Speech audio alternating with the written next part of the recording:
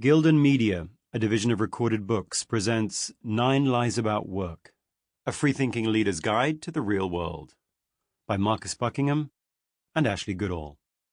Narrated by Marcus Buckingham and Ashley Goodall. Introduction. It ain't what you don't know that gets you into trouble. It's what you know for sure that just ain't so. Mark Twain. Ironically, one thing we know for sure that just ain't so is that this quotation is from Mark Twain.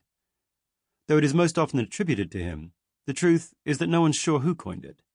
In this way it serves as a sort of double reminder of the dangers of misplaced certainty. Here's who we are. Marcus is a data geek. He loves figuring out how to measure things you can't count, such as personality, performance, and engagement. He spent much of his career doing this at the Gallup organization. He then built his own coaching and software company devoted to helping people do their best work, and he now leads the ADP Research Institute's investigations into all things people and performance. He's a transplanted Brit. Ashley lives in the world of big companies. After an early stint designing the acoustics for concert halls, he dedicated his career to helping the likes of Deloitte and Cisco get the most from all their people. He's the kind of practitioner who loves to pressure test every innovative idea against the messy realities of the world of work. Currently, he's doing this for Cisco's 140,000 employees and contractors around the world. He's also a transplanted Brit. A couple of years ago, the Harvard Business Review asked us to combine Marcus's reliable data angle with Ashley's real-world leader angle and write an article about the most effective, reliable, and valid way to do that uniformly unpopular ritual, the performance appraisal. The article was bluntly damning of existing practices and stirred up the field to such an extent that HBR came back to us and asked whether we could take the same rigorous and realistic approach and apply it to the entire world of work. We said yes, and the book you're holding is the result. We began the book with a paradox. Why do so many of the ideas and practices that are held as settled truths at work wind up being so deeply frustrating to, and unpopular with, the very people they are supposed to serve?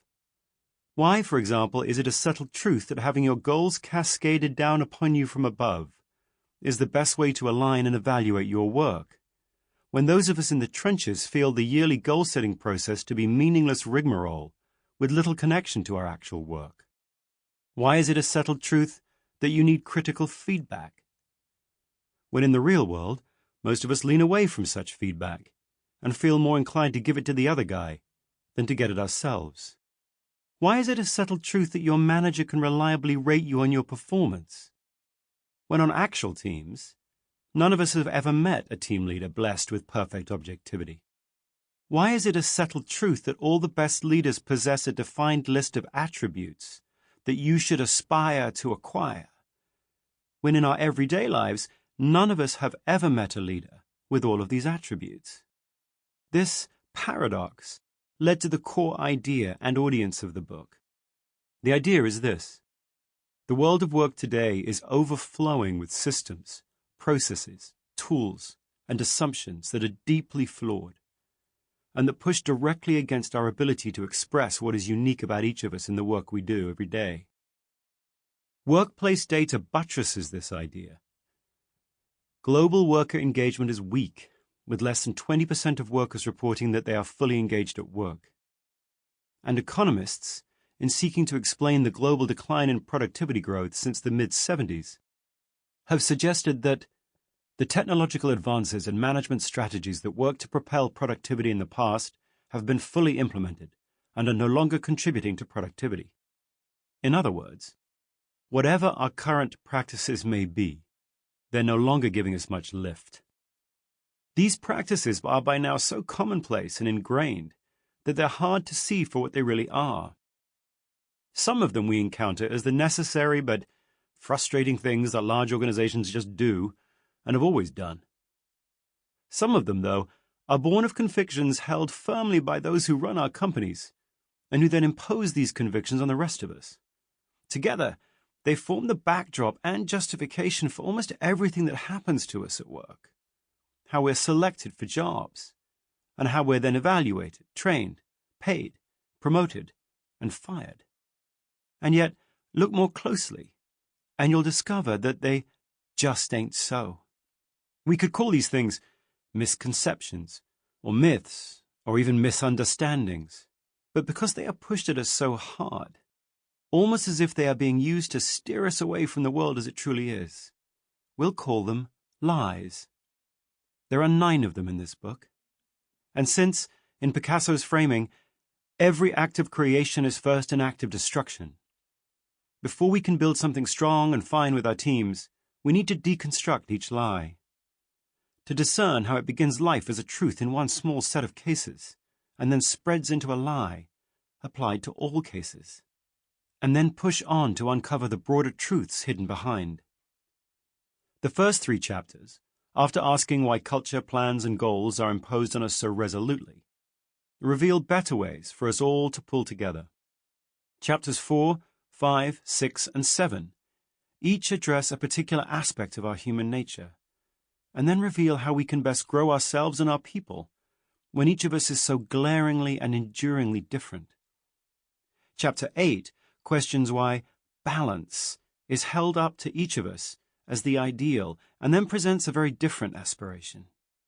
And finally, the last chapter takes on our reverence for all things leadership, and offers up a new window into what really happens when we, as followers, give our breath and our passion to the vision of another. As you listen, you'll realize that these 9 lies have taken hold because each satisfies the organization's need for control. Large organizations are complex places, and a strong and understandable instinct of their leaders is to seek simplicity and order, not least because this makes it easier to persuade themselves and their stakeholders that they're moving toward their objectives. But the desire for simplicity easily shades into a desire for conformity, and before long this conformity threatens to extinguish individuality. Before we know it, the particular talents and interests of each person are seen as inconveniences, and the organization comes to treat its people as essentially interchangeable.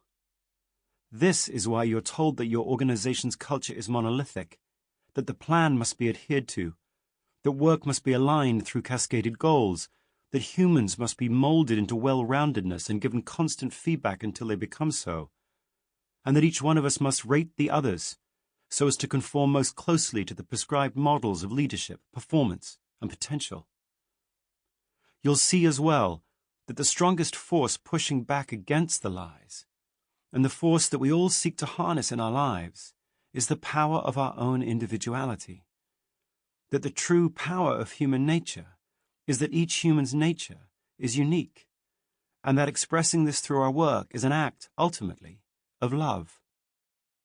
The audience we imagined at the outset was someone leading a team for the first time, someone who is facing a glorious but challenging world, and someone who wants to do something extraordinary with his or her team, to achieve greatness with them, to enable greatness for them, to become the kind of leader that they talk about for years to come. We imagined leaders who are asking themselves how they will get the most from each team member, how they will keep them all focused when each seems to have their own personal goals, how they will prevent them from making mistakes that will hurt the team, yet allow them room to experiment and learn, how there will be fair judges of their performance, yet still build relationships with them that are real and caring, and how they will do all this while remaining true to who they are as people. We imagined someone who, in attempting to do all of this, would be confounded and stymied by the 9 lies, by all the things we know for sure but just ain't so. But as we wrote, our sense of who we were writing for grew. We realized that we weren't writing just for a first-time leader, but for any leader frustrated by the, sometimes benign, attempts of his or her organization to exert control and impose uniformity. We came to think of our audience not as the new leader, but as the free-thinking leader, a leader who embraces a world in which the weird uniqueness of each individual is seen not as a flaw to be ground down, but as a mess worth engaging with, the raw material for all healthy, ethical, thriving organizations.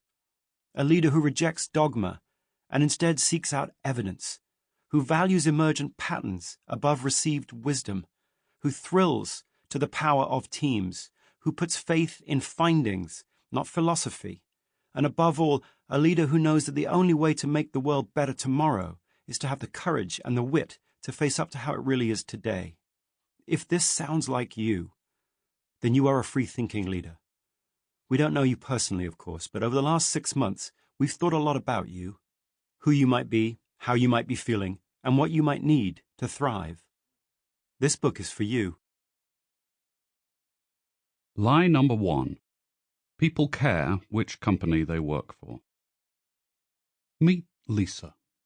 She works in the field of corporate communications and marketing, and has done so for more than 20 years.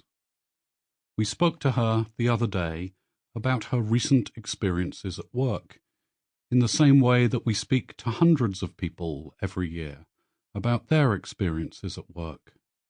Lisa told us that she'd recently moved from one company to another and then back again, and we wanted to understand more.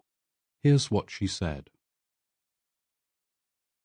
Marcus and Ashley, why did you leave Company A after 18 years? Obviously, we've disguised the names of the companies. Lisa, I'd moved from a role focused on events, the big events we put on for our customers and partners, to a role focused more on marketing. I found I couldn't be creative in the marketing role, and then my prior events role had been filled and I had nowhere to go, so the only way I could get back into events was to go elsewhere. Us. That's what led you to look at Company B? Lisa. Yes. And anyway, after all this time at Company A, I felt like exploring something new and a new environment. Us. As you considered working for Company B, what was most important to you about the company? Lisa. The brand. Whether it was seen to be a brand name company in a market-leading position, innovation and the pace of innovation, whether I could build something new, where the job was located, and whether I could work remotely, how cool the place was, whether I would learn there, and whether I could try new things easily. Those were some of the things I remember thinking about. Us. And how did you try to evaluate each of those? Lisa. Obviously through the interviews I did for the job, but I'd also done my research beforehand. I spent 6 months researching the company and the job, on Google, on Glassdoor. I spent 2 months prepping for my interviews, and at the same time I talked to as many people there as I could find. Us. What did you conclude at the end of this? Lisa. I thought Company B probably wasn't a perfect place, but it had checked enough of my boxes for me to feel comfortable going there. Us. So you went to Company B. How long did you stay there for? Lisa. 2 years. Us. Given that you'd spent 18 years at Company A, were you expecting to be at Company B longer than 2 years? Lisa. Yes, for sure. Us. So, can you explain why you were only there for 2 years, given how thorough you'd been in your research about the job? What happened? Lisa. What happened is that I met my manager. I mean, I'd met her during the interview process, obviously, and there were a few things that bothered me, but when I started, I saw her true colors, and that's when things started to go wrong. Us. What bothered you during the interview process? Lisa. Her style struck me as severe and formal and a bit hierarchical, but I figured that was just her game face, how she was to the outside world, and that if I joined her team, it would be different. But it wasn't. Us. And when did you realize that? Lisa. It was on day 13. Us. Day 13? How can you be so precise? Lisa. I wrote it down in my calendar. I wrote down all the key dates during my time at Company B. It was my way of documenting what was a really tough experience for me. On day 13, I was in a meeting with my manager and a more senior executive, and the senior person asked what I thought was a simple question about booking hotel rooms, and I answered, and my manager looked shocked. As soon as the meeting finished, she took me to one side and said, "We don't share that sort of thing with senior people here. Next time, run it by me." and from that point on, she micromanaged me, and I realized that she was fear-based, both in how she thought of her bosses and in terms of how she ran her team. Us. Were there any other days you noted in your calendar? Lisa. On day 15, I wrote down possible last day at Company B for my 2-year anniversary and last day at Company B for my 4-year anniversary. Us. Crikey. Just to confirm, you spent months researching a company, you did 7 interviews, in each of which you had carefully prepared questions to help you understand whether this would work for you, and in 2 weeks you'd not only decided to leave, but given yourself a timeline. Is that right? Lisa. Yes, that's it. I knew 15 days in that I wasn't there long term. Us. And the main reason for that was your manager and her style? Lisa. Yes. And it wasn't just my manager. Other leaders seemed to operate based on fear, too. Us. When you were at Company B, were you introduced to their core values or leadership principles or anything like that? Lisa. Yes. I was handed a laminated page of them at my orientation. I was thrilled. Us. Why was that? Lisa. I read them and thought, these are great. There was one I remember in particular. It was about disagreeing and then committing, about having the courage to speak up if you disagreed with what was being said, but then committing wholeheartedly to the ultimate decision when it was made. I thought that was really exciting and would make for a great environment. But then I started work, and I realized, darn, these just aren't true. Worse than that, some people here use them for evil. Us. For evil? Lisa. Yes. They justify bad behavior by pointing to the leadership principles. So, if they want to silence dissent, they tell people it's time to commit to the direction they want to go, which is the opposite of what that idea is meant to be about. Us. Ah, okay. So, pretty quickly you decided to find a path back to Company A, right? Lisa. Yes. Us. And in the light of this experience with Company B, what was important to you as you looked for this next role? Lisa. 3 things: culture, leadership, and the work I'd be doing. Us. What do you mean by culture? Lisa. It's the tenets of how we behave. I think of it like a family creed. This is how we operate and treat one another in this family. Us. What are some words you'd use to describe Company A's culture? Lisa. Let me see. Inclusive, collaborative, kind, generous, trusting, fair, supportive. And I think the senior leaders are good people who lead ethically. Us. Were those things uniform across Company A, in your experience? Lisa. I think I was fortunate. They showed up in the teams I worked on, for sure. But I know people who were less fortunate, who didn't see these things. Us. How do you explain that? Lisa. For me, it's a question of whether each team leader believes in the culture of the company, whether they get the culture or not. If they do, you're fortunate. If not, you're not. From the outside looking in, it's pretty hard to figure out what it might be like to work for a particular company.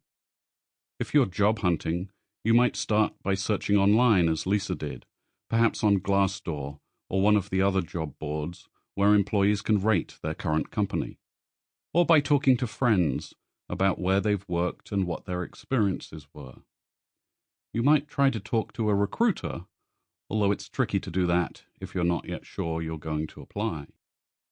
You might try to figure it out by reading the coverage of a company in the press, but this can be frustrating, since articles tend to focus more on a company's products or its strategy rather than on its culture per se. Wherever you look, you'll find yourself wondering if what you're discovering is really representative of the company and is giving you a good sense of the inside story. In search of more objectivity and breadth, then, you might turn to Fortune magazine's annual ranking of the 100 best companies to work for.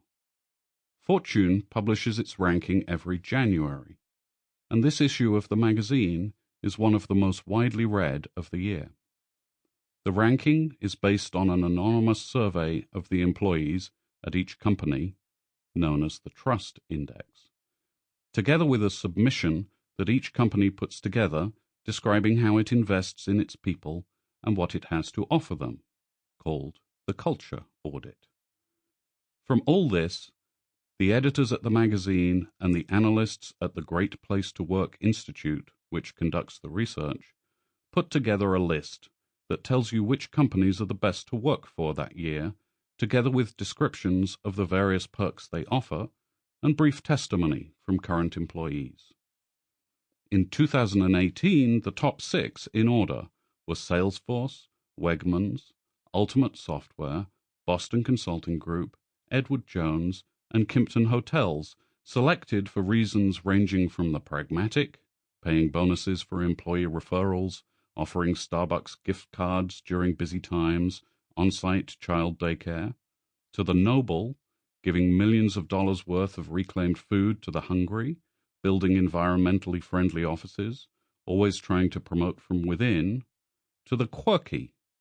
Salesforce has an entire floor dedicated to Ohana, the Hawaiian for family, while Kimpton offers all new hires a welcome care package, complete with each person's favorite snacks.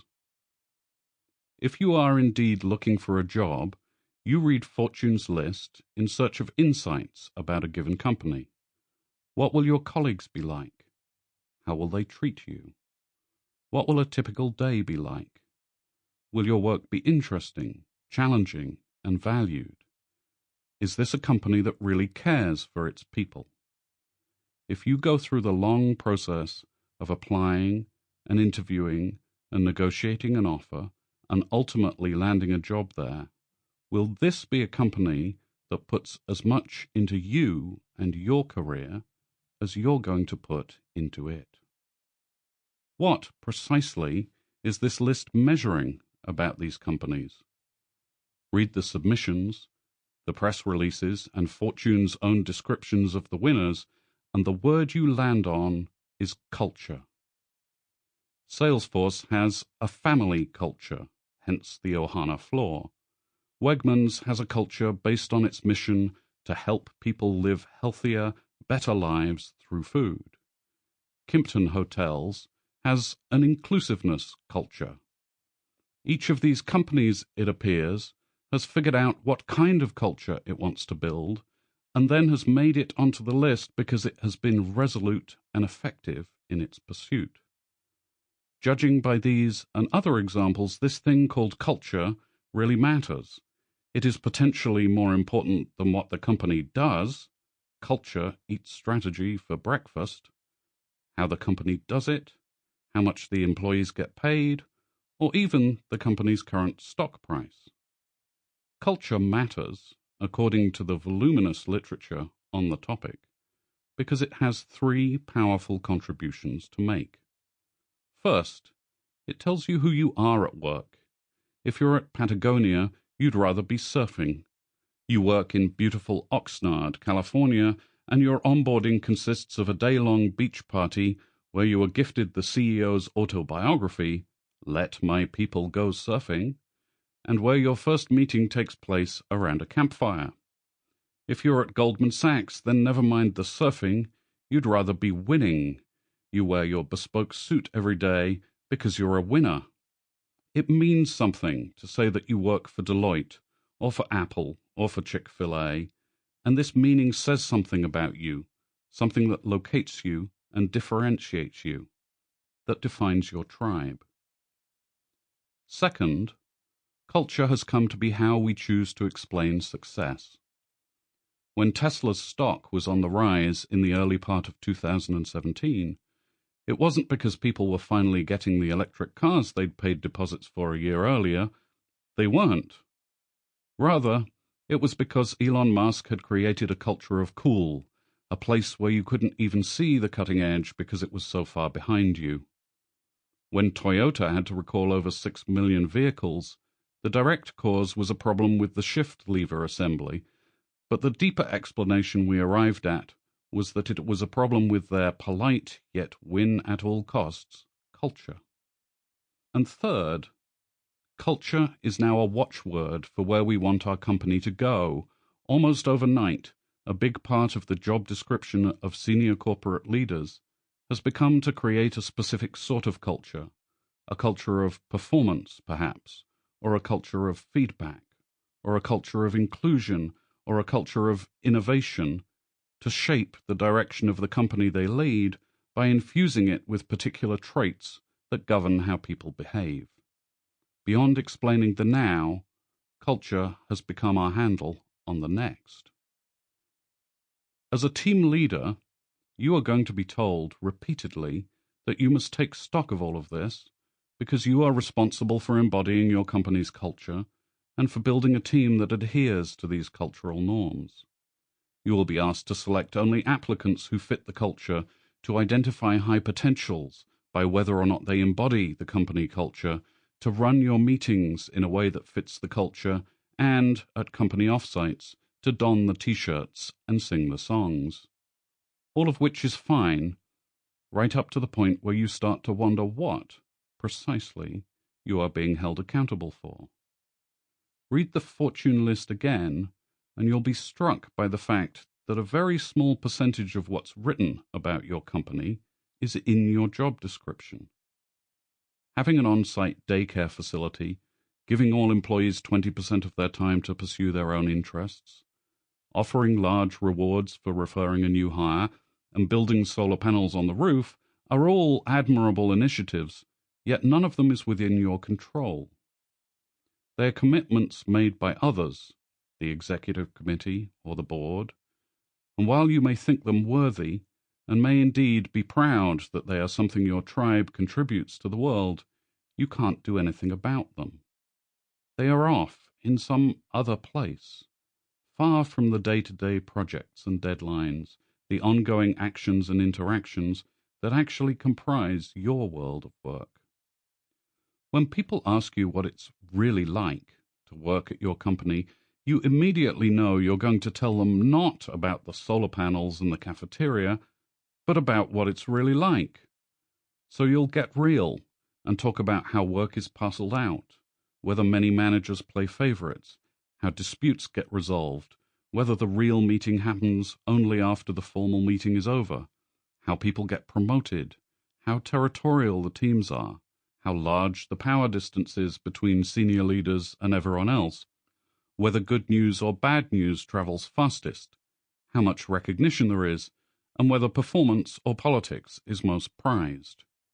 You'll get down to the 2-foot level of how work actually gets done and try to tease out what your company truly feels like to the people on the ground. You won't know whether to call this culture or not, just as you won't necessarily know how to label each of these 2-foot level details. But in every fibre of your being you'll know that this ground-level stuff is what'll decide how hard people will work once they've joined and how long they'll stay. This ground-level stuff is what they truly care about. Indeed, this ground-level stuff is what you truly care about. In which case, your most pressing question as a team leader will be something like this. If I am to help my team give their best for as long as possible, which of these details are most critical?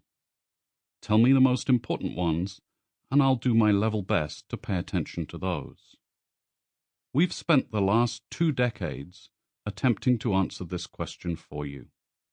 Later, we'll outline what we've found, and then we'll focus the rest of this book on going deeper and on giving you insights and prescriptions for how you can address the things that matter most. And in doing so, the first lie we'll need to expose is precisely that people care which company they work for. It sounds so odd to label this a lie, since each of us does indeed feel. Sample complete. Ready to continue?